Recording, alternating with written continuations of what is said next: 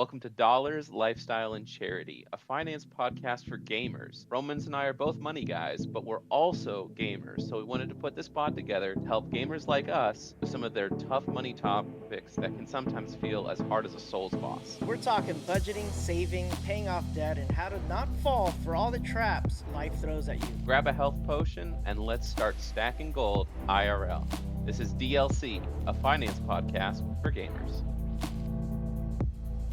Welcome to Dollars, Lifestyle, and Charity, a finance podcast for gamers. I'm Scruffy, and this is Romans, and today we're going to be talking about side quests stealing your wealth. Wanted to talk a little bit about opportunity cost, something that is a very financy word you've probably heard before and probably didn't care about, so you ignored it. There's no way they heard the word opportunity cost unless they've taken a business course. To be honest with you, every student you should learn opportunity cost in high school, but I just have this gut feeling they don't bother. They teach people to be good employees, not how to be good employers, which is I'm sure we'll cross that bridge someday. But very exciting. Hey, before we dig into it, just want to tell you, remember long ago that I bought this soda drink thing? It's really good. The Omni Fizz, this is apple juice that I've carbonated, and it literally tastes like apple juice, like Sprite. Anyways, Martinelli's or something like that? Yeah. Not an ad. I don't even know who Martinelli is, but yeah, the Mafia Juice. Yeah, those guys. I don't know what that is. And we're going to have some of those at Reach, right? So, we're talking about side quests. I was thinking about doing it, but I'm like, man, people are going to blow it up. You know, it's kind of a gases, goofballs. Sounds like a bad idea. I think people, this can be essentially a bomb, right? If you put enough pressure, it explodes. And I could see, you know. Okay. I don't trust. I don't trust. My wife. How to not be invited back for Reach. Or how to just stay on Earth. You know, someone will blow up the thing, it splinters everywhere, and now I got a dude on the ground. I'm like, oh God. We will not be doing it. We will be doing canned sodas. Sorry. It would save me money, but safety over money. Fair enough. All right. Well, getting back into it, opportunity cost is basically the same thing as a side quest. I don't know about you, Romans, but I know for me, whenever I'm getting into an RPG, I forget who explained it this way, but it's like you see the ooze shiny and you get down this rabbit hole of 100+ side quests that don't actually have anything to do with the main story, and it just kind of can completely derail your playthrough for hours and hours and hours. And that's basically what opportunity cost is. It's when you have other things that are not as important, letting your focus drift off of what is the main point. The whole point of opportunity cost is that everything you do has a cost to it, whether it's your time, whether it's your money, whether it's your talents. Everything you do has a cost to it. And spoiler alert, I think a lot of you out there are probably not valuing your time properly and are spending your time way too cheaply. Definitely something we're going to get into a little bit. But the whole point of this episode, for me at least, is I want you, the listeners, to be able to kind of see and evaluate what you're spending your money on, what you're spending your time on, and see if it's actually bringing you value. Yeah, and I think that distractions are distractions, but sometimes distractions matter. But to your point, I was just introduced to this product called Brick, where it bricks your phone temporarily. And the concept is your phone is a distraction. So assuming you don't have a career where you need your phone to make money, it bricks it temporarily so that you can do what you should be doing, whatever that is, on labor intensive or on your computer typing away. Yeah. Interesting. I'm not sure I like it, by the way, because I get interrupted by my wife and kids. And what am I supposed to do? Ignore my wife? Because it grades you. The more you ignore your phone, the better you do. But I think ignoring your wife can lead to a lot of problems. Maybe. Yeah, yeah, I can't recommend that. That's yeah. for sure. Unless you work in a factory, then yeah, ignore your wife because you don't want to lose a hand or like there's certain jobs where your work depends on the person before you and after you. So if you slow down, the whole thing breaks. So yeah, Yeah. yeah. Yeah, absolutely. Um, awesome. So let's get into it a little bit. So opportunity cost, putting on my finance hat. What opportunity cost is it's the value you give up for something else. So it's actually super easy to understand. If you're thinking about your time, if you spend an hour streaming, that's an hour you can't spend editing a video that you post or something like that. If you go out and spend $10 getting lunch, that's $10 you can't use to buy groceries, to invest, whatever, whatever. Um, Relating it to gaming, it's just like a side quest. If you're spending time working on a side quest, you're not advancing the main story. Um, and it's as simple as that. It's really not complicated, but it's a very powerful thing that when you break down, really can serve you well. Yeah, and I think about content creators where opportunity costs. Imagine you make money streaming, but there's only so much streaming you should be doing, especially in the early days. And opportunity costs, you kind of hit the head, you hit it there when you said you should be editing. Because some folks are like, I'm just going to stream. And we just did a Tuesday, every Tuesday in the ReachConf server, we do a feedback channel where we talk about topics that help content creators. And this Tuesday one, we talked about how even Ninja says if you're new at streaming 8 to 12 hours a day doesn't help you. You should probably stream no more than 6, and then you should spend the time making videos or shorts. If you really have 12 hours in a day to give, half should be streaming. The other half is doing everything you can to find people who would love your content to come Hmm. watch your content. And the same happens with gaming. If you have 12 hours to play a video game and you want to beat the video game, maybe you should actually do the main storyline to finish the game because the side story is supposed to fill and make you feel complete, but eventually you might burn out and not finish it. And that's a terrible. That's sad. That's sad for the person who took the time to make the game, and it's kind of sad for you because you don't see how it ended. Um, so yeah, Yeah, absolutely. And the benefit for understanding opportunity cost is not that, oh, you know you're giving up something. It helps you to prioritize what your focus is going towards. You want your focus to be going towards the most impactful thing. So if you're looking at a side quest and you're level 80 and there's a side quest over there that's going to give you 200 XP and a new wooden sword, is that really going to be the most effective use of your time in a game? Similarly, like Romans was just talking about, just applying it to streaming because we have a lot of streamers in the Reach community. I forget who it was, but I was watching a video a little bit ago and it was a bigger streamer and they were saying, I don't stream unless I have an idea for a video. He said, I'm not going to get on stream and actually launch until I have a plan for what I'm going to use that time for. Because in his mind, if that time can't be going towards a video, it's a waste of time. Because he knows that for his specific audience, you know, videos is what drives revenue for him, what people engage with the most. So he knows that that is the most effective use of his time. So just turning on stream and then deciding what you're going to do, for some of you, hopefully that's not what you're doing, but I think that probably may be what some of you are doing, is not actually an effective use of your time. You should have a plan. And this is exactly what opportunity cost is if you're not careful, things just stack up. If you're not intentional about what you're putting your time and your money towards, you can see things really start to catch up on you, and it can lead to burnout.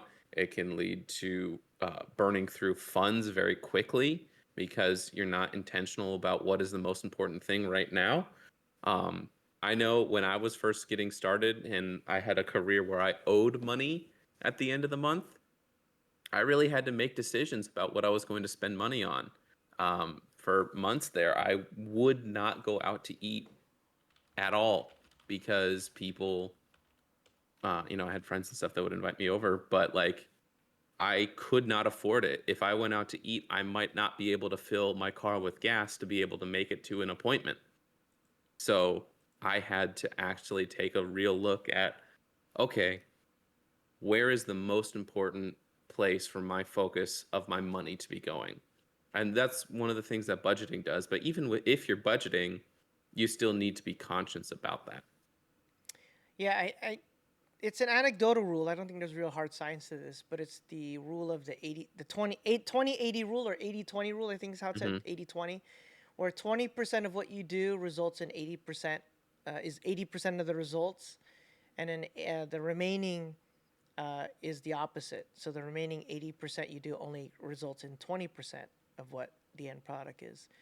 And so if you don't have a big team and you're doing this alone, it really does matter to focus on the 20% that does matter. That's the majority of what will drive you end game results in whatever facet you're looking at it, whether it's just playing a video game or running a business or being a good employee at a small business. Because if you're in a big company, really you should be doing 100%. And for certain Hmm. companies, if you're a craftsman at all, if you're into carpentry and all that, actually polish and finish the finer details, that final 20% that might take you a lot of time to get there, it does matter. But for the rest of us, where progress is better than perfection, you definitely need to focus on the 20% that drives the greater majority of all that you just did. And it's just 20% of the work. It's amazing how, for me, a part of my 80% that I ignore is emails. I have 7,546 emails that I have not read. And you know what's Cool. crazy? I still get a lot done. So much so, people say, this is not me, but even Sports Illustrated says that about me. If anyone's into WWE, you'll catch that reference. Uh, that you don't watch WWE, you don't get the reference, right? It's a pretty good one. It's a Nope. really good one. Yeah, so I don't just say it. Sports Illustrated says it. That I'm one of the most successful business people they know. That somehow I'm always working, and the joke of it is I only do 20%, right? Probably. Hmm. At least in my mind, that's what I tell myself. I'm only doing the 20% that matters. And that 20% Yeah. takes me 10 hours a day to do. So in theory, 80% I'm not doing. So what happens? Well, you rot in my inbox. You're part of the 7,546 that I happen to be staring at as I do this podcast that I haven't read your email. And if your email matters, I promise I'll get to it. But I have a feeling, I've been in business over 20 years. It didn't actually matter. You matter, but your email didn't matter. You know, it business still got done. Someone else took care of it. You probably sent me 5 more emails, 3 reminding me and 2 said you figured it out. And I won't read any of them. And tomorrow will still go on. Uh, there you go. Romans is the 1 minute manager. If you ever read that book, fantastic book, by the way. Very, Hmm. very good. How many pages Good is it? read out there. 80 something. It's really short, and it's told more of as a story. So if anyone out there, um, if you lead anyone or have some sort of leadership role, I'd highly recommend the 1 minute manager. It's a very, very good book. Super And it awesome. kind of talks about this of like spending your time effectively. Because I don't know about you, Romans, but when I talk to people, I ask them how they're doing. A lot of times, the first thing out of their mouth is, "Oh, I'm so busy," uh, and a lot of busyness comes from when you're spending time on things that don't matter. Is when you get that feeling of busyness. So Hmm. I And it's one think that's benefit of something. being old. You really learn discernment as you get older. When you're younger, I still remember I would do everything I was told, like by my employers, not realizing I think they're just trying to keep me busy. And did this really help the bottom line? Did this help the business grow in revenue or make customers happier? Did it really help, or did he just want me to mop the kitchen because he likes a clean kitchen? But I'm like, don't we have a cleaning staff? Like, why am I mopping the kitchen right now? Don't we have a janitorial team? Like, what's the lesson here?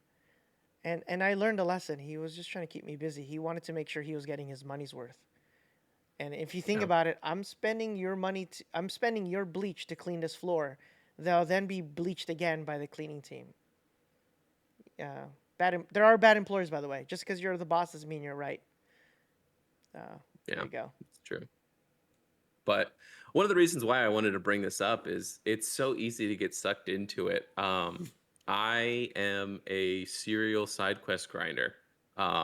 Whenever I'm in a game, I'm 100% guilty of. You see that little pop up exclamation mark somewhere, and oh, what's that? And I have to go check it out. And it really does cause me to take forever on games. My friend, this is before I had my PC. He lent me his PS5 so I could play the God of War games. And those games, fantastic games, highly recommend them.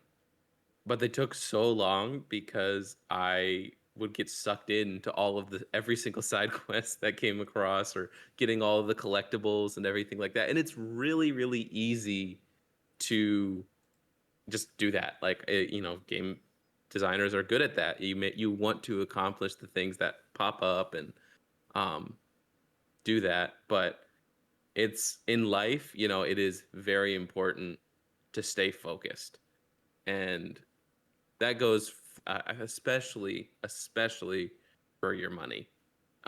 Putting on my scruffy financial hat, so much of getting out of debt is just focus. It's not a math problem because most people know the math. You just spend less than you make, which is easier said than done. It's really easy math, but you didn't do the math. So if this was a math problem, it would be super easy. No one would be in debt, in credit card debt, especially. It's not a math problem, it's a focus problem. It's a discipline problem. You have to be the one that tells your money where it's going to go, and not get distracted by all these shiny things that pop up. So that's, yeah. And I can be guilty of it too at times, but that's one of the reasons why I do my weekly budget meetings with myself, because I'm single. But my weekly budget meetings is to kind of see, like, okay, where am I going right now? Where's my money going? And refocus myself on what my tasks are for this month. What is my objective for this month? Um, because every dollar you spend on something like spending instead of accomplishing your goals is a dollar that can't go towards accomplishing your goals. So people will invest in and focus on what's important to them. So if you're not seeing progress, it's probably because it's not important enough to you. It's interesting how it always boils down to such boring, obvious answers. It's just commitment and intentionality and not being sucker punched to buy the lollipop on the counter. The power of impulse decisions. Impulse, emotional decision making are really the flavor and spice of life. And I feel like they should be like salt and pepper, like, or they should be sprinkled in.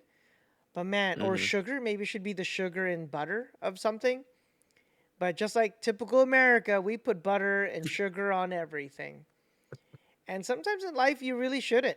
You shouldn't drink that. Part of me having that Omnifizz, I was tired of drinking sugary sodas. So what happens if I drink water, and then it's like I think I figured out the magic formula. It used to be 10% apple juice. Now I think it's around 20% apple juice. So I'm drinking 20% apple juice, 80% water, but by carbonating it, it tastes like soda. And carbonation, Hmm. there's no sugars in carbonations. It's just bubbles, so it's just carbon. So, Yeah. uh, not carbs, by the way. Someone's gonna be like, "It's carbohydrates." No, no, no, no. It's literally an element like oxygen. Uh, anyway, so yeah, but the tough part of what you just said is it's really hard to adult. So for you people out Yeah. there, maybe you haven't been successful. Maybe in your 30s, maybe in your 40s, maybe in your 50s. One of the most beautiful things is it's just about starting now. If Yeah. you can just do what Scruffy is saying to do just today and forever, just start being better today, and you might if you do six steps forward, 2 steps back, fine, but get to a point where it's six steps forward and 0 steps back. And you do that Hmm. enough, and you'll be 1,000 steps ahead of where you are today with thousands of dollars that you didn't have, that you may not have right now as you listen to this. So Yeah. great advice. It goes back to what we were talking about a couple of weeks ago about the power of compound interest is not that you get interest, it's the impact that that interest has over time. And it's the same thing with like understanding what you're putting your times towards and what you're putting your money towards. You might not see that much of a difference day in, day out, but expand that over a year, expand that over 5 years, 10 years, 20 years. I promise you, you're going to be shocked at the impact that those small daily decisions are going to have on your life. It makes massive, massive progress if you're just committed to it. This may come off really weird. I lost sight of a bank account. I actually lost one. I lost it for 2 years. Didn't know where it went. I have so many bank accounts or whatever for specific reasons. Anyways, lo and behold, I found it, and it was over 100 grand after 2 years. And you'll have to figure out how it got there. But I'll tell you, it wasn't over 100 grand when I lost it. It was some number below. But obviously, it was making right investments and growing. And so it's one of those magical moments. For me, I told my friends, I found money. And they hate it, right? They're like, no one finds money. But it was so good. So, yes, money left alone is the best way to grow your money. Stop touching it, stop fidgeting with it. Yeah. Once you have it in a nice place, let it do its job. Don't be as dumb as me and forget where it is and then feel like you found it. But yeah.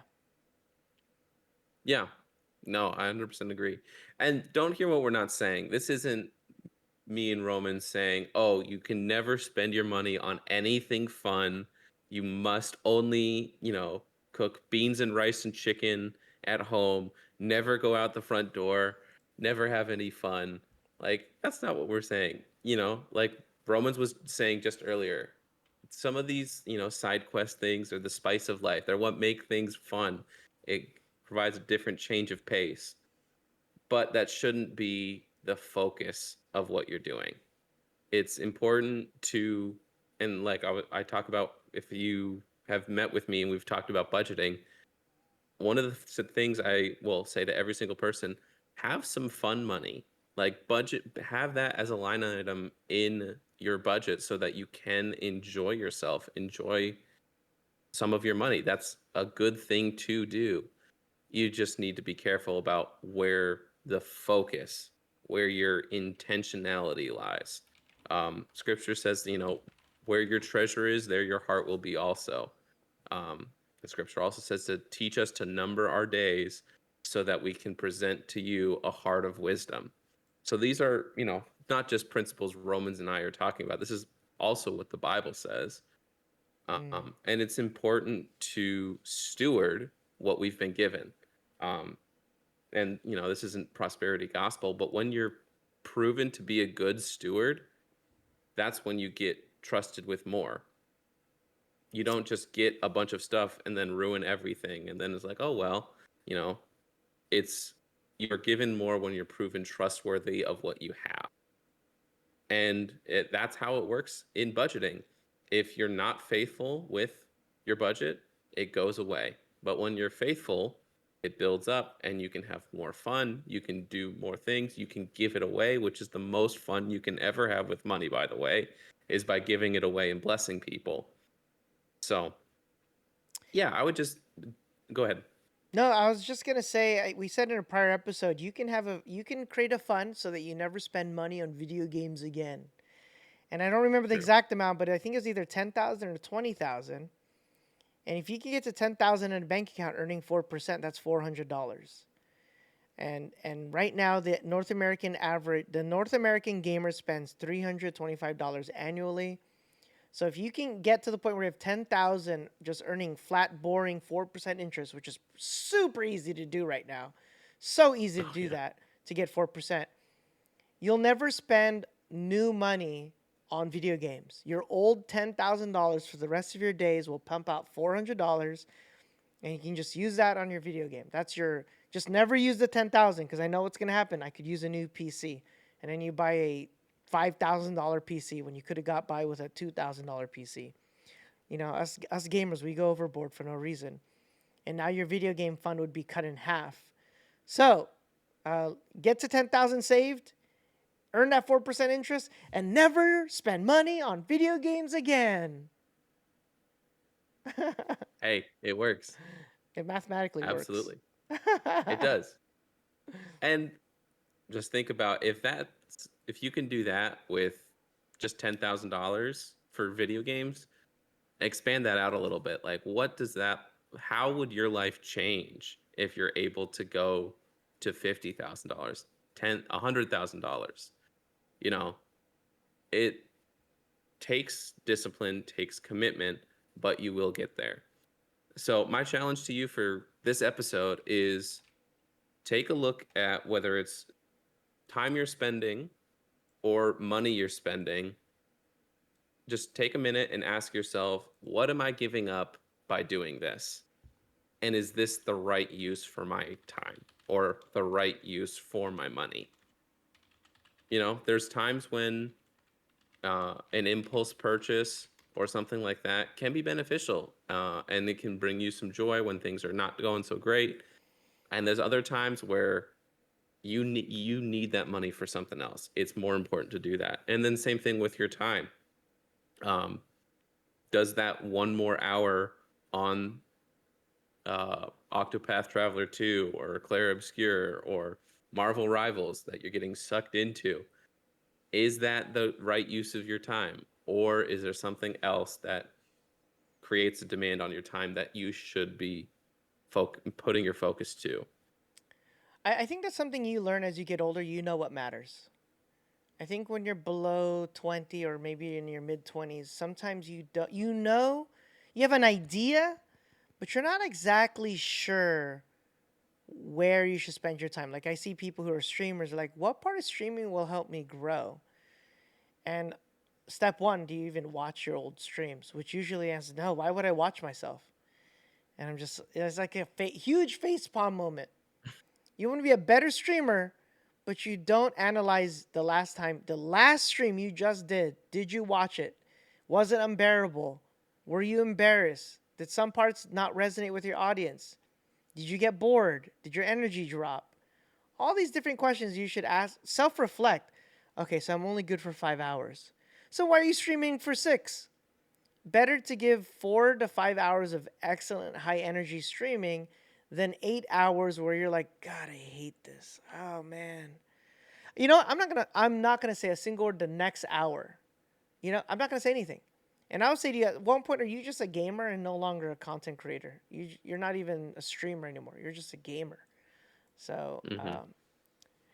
analyze and make small adjustments and move forward and actually improve. It's funny. Some people are like, oh, I know exactly what's wrong.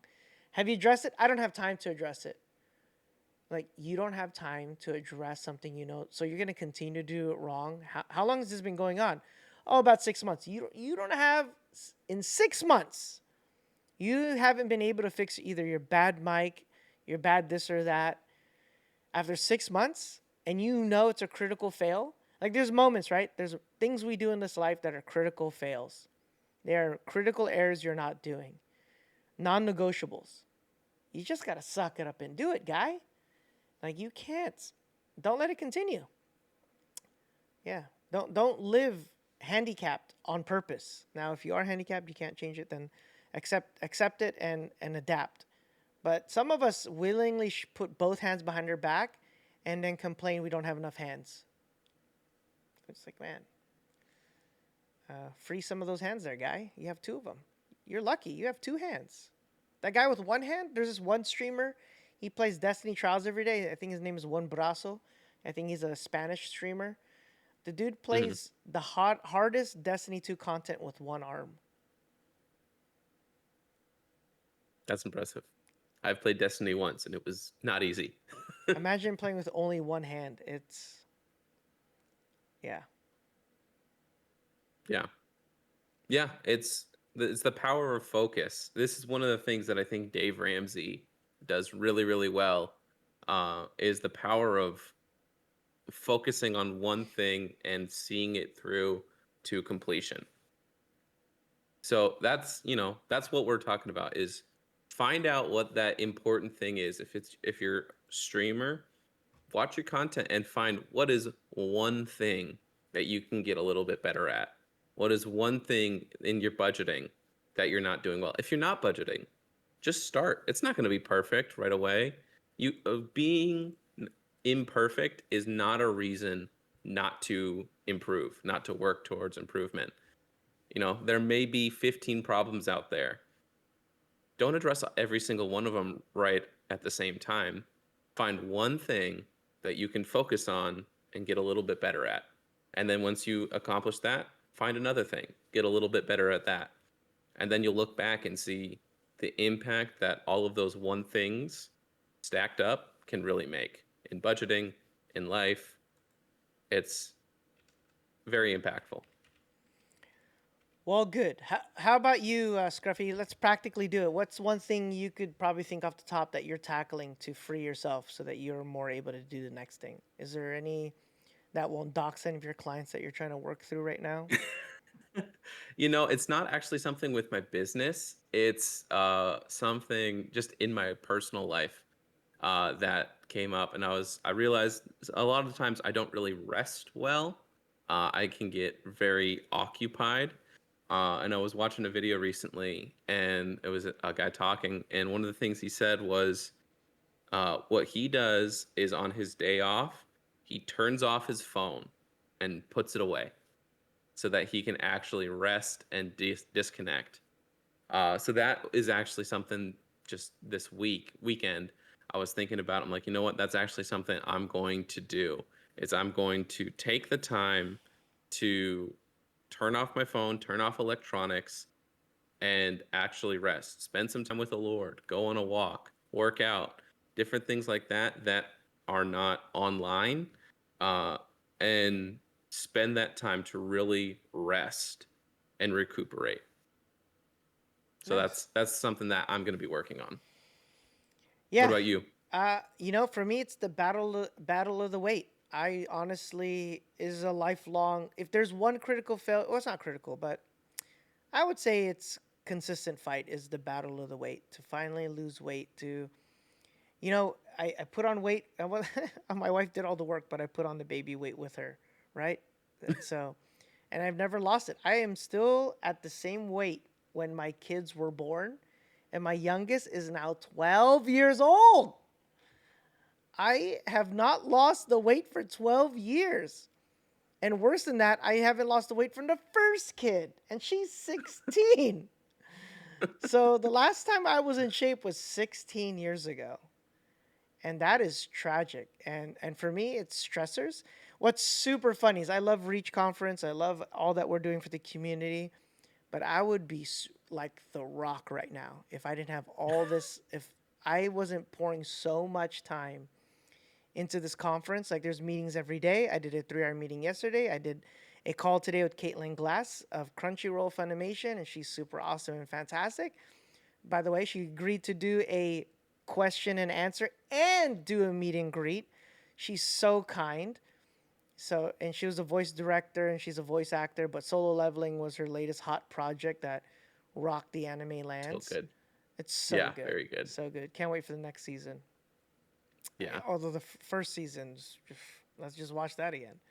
Um, yeah. I'm watching another show with her in it right now, actually, Spy X Family. And that, if you haven't seen it, it is like the cutest anime. It's really fun, It's a actually. slice of life.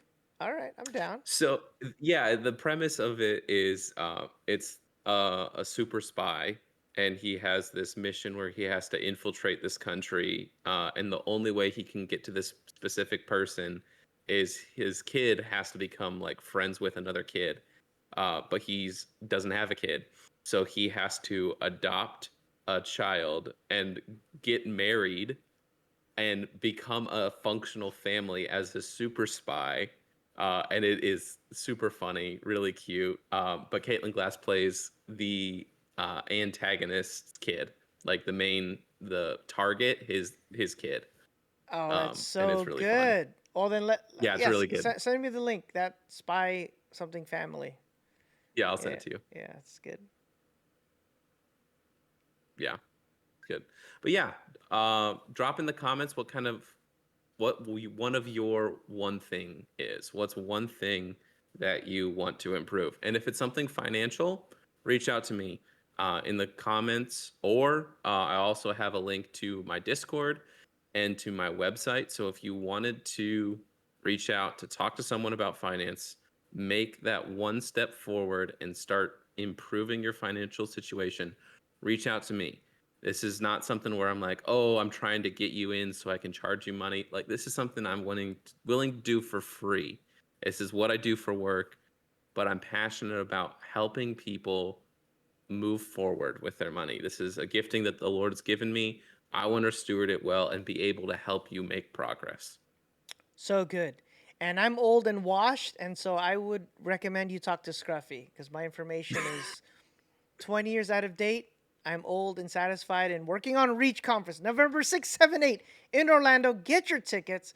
We have a 30-piece orchestra that will perform on day 3, playing some of the hottest songs from all your favorite games, including Helldivers, because that's my game, and a bunch of Nintendo games, World of Warcraft, and we'll actually do solo leveling because Caitlin Glass takes the stage after they perform. So get your tickets, reachconf.org. Love to see you guys there and meet you in person. Absolutely. I'll be there. It's going to be a great time. I was there last year, and things just keep getting bigger and better, and I can't wait to see you all there. This has been Dollars, Lifestyle, and Charity, a finance podcast for gamers. Be sure to like, comment, and subscribe, and we will see you in the next one. Bye. Bye.